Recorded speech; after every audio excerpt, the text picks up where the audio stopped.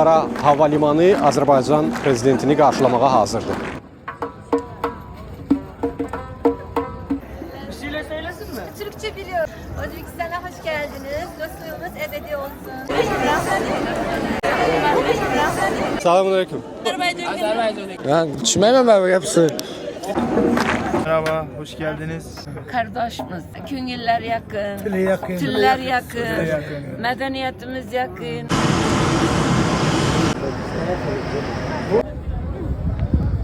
Həm də sadə yox, olduqca rəngarəng qarşılamadan söhbət gedir.